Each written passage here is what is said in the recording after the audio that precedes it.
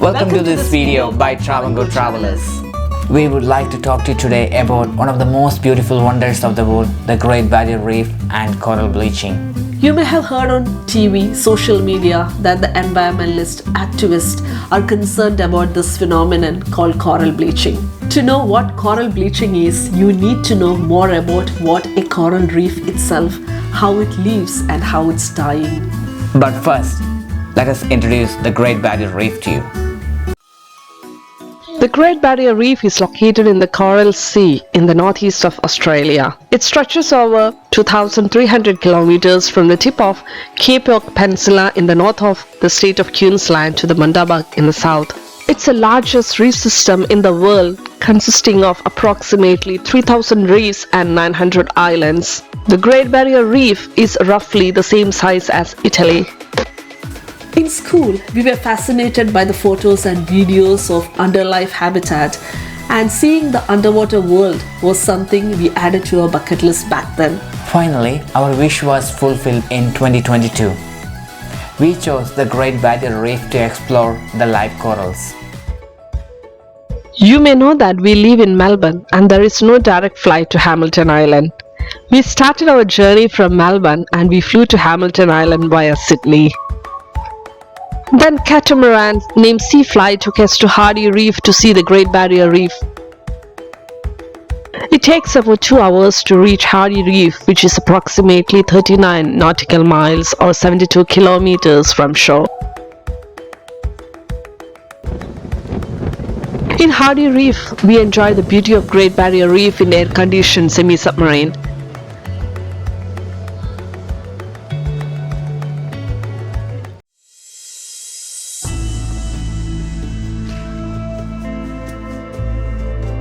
Coral reefs make up less than 1% of the ocean floor and house more than 25% of the ocean's life.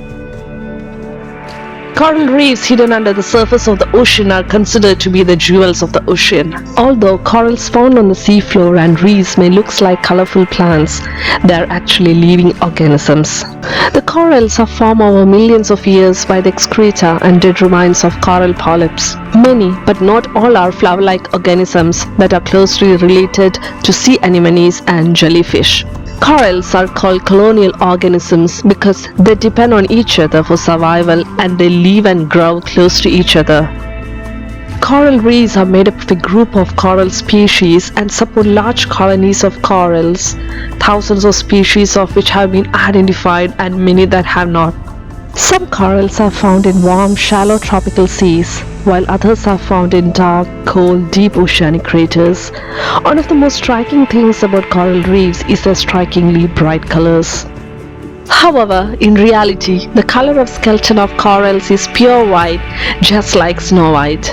The color you see in the reef comes from a tiny algae that lives in the cells of corals. This algae is part plant and part organism, or technically a photosynthetic dinoflagellate called zooxanthellae. Zooxanthellae produce oxygen and its food, sugar, by using sunlight and carbon dioxide emitted by corals. That means zooxanthellae get food and a place to live when they live in the cells of corals.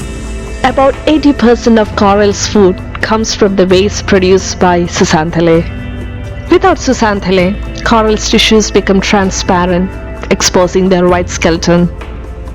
This symbiotic relationship between corals and zooxanthellae is the basis for the existence of coral reefs. In short, neither of the two can last long without each other. Therefore, by allowing zooxanthellae to live in coral cells, corals get food and zooxanthellae have a place to live. Now, let us understand what is coral bleaching. When corals are stressed by changes in conditions such as temperature, light, or nutrients, they expel zooxanthellae, causing them to turn completely white. This is called coral bleaching. Bleaching occurs when coral reefs are under stress. Bleached corals are not dead, but are more at risk of starvation and disease.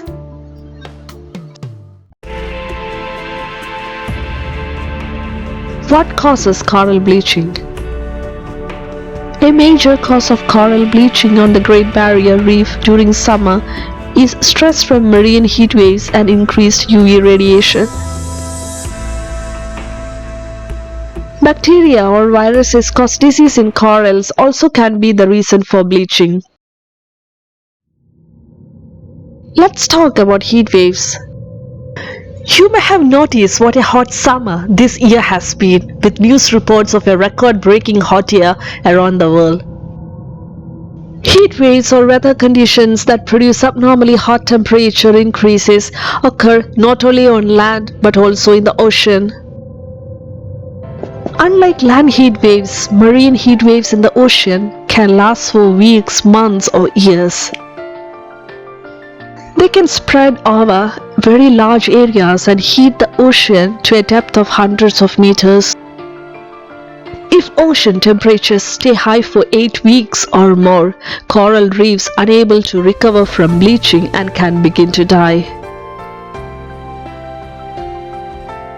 Corals can regain their original color over time, but not easily, only when the temperature drops and the habitat and the conditions return to normal.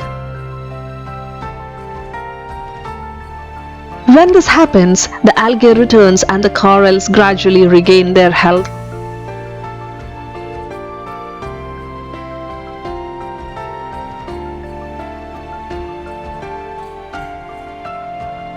Do you know why we should protect coral reefs? Coral reefs are invaluable and their contribution to the undersea habitat is enormous. The contribution of coral reefs to our economy is immense. Coral reefs are the foundation of many coastal communities, providing them with food, protection from storms, tourism, life-saving medicines, and livelihood from fishing. Coral reefs contribute $36 billion annually to the global tourism industry. More than 1 billion people directly benefit from the coral reefs.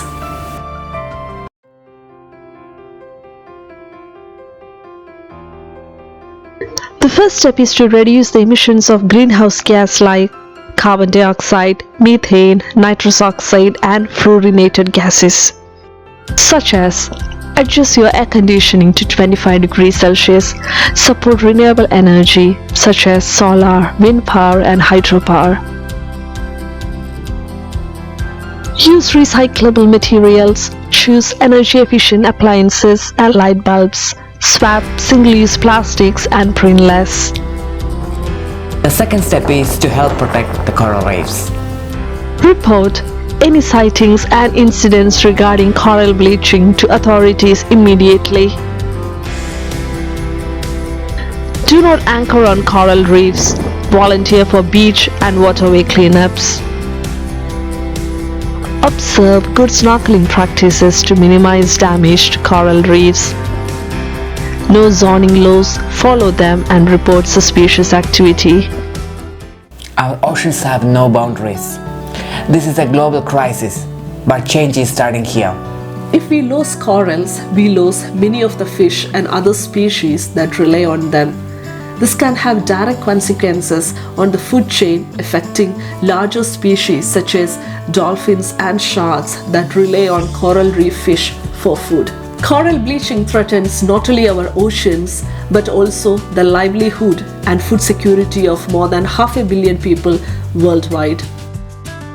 Let's protect and save the Great Barrier Reef and other coral reefs in the planet. We hope all the coral reefs in the world will regain their natural habitat as soon as possible. In the next video, we will share you in detail about the amazing experience of Hamilton Island, semi-submarine, sea flight, and the Great Barrier Reef. Finally, 1,000 thanks to everyone who watched our video. We hope you all liked this video. Let us know your views through the comment box, and please subscribe to our YouTube channel to get updates on new videos.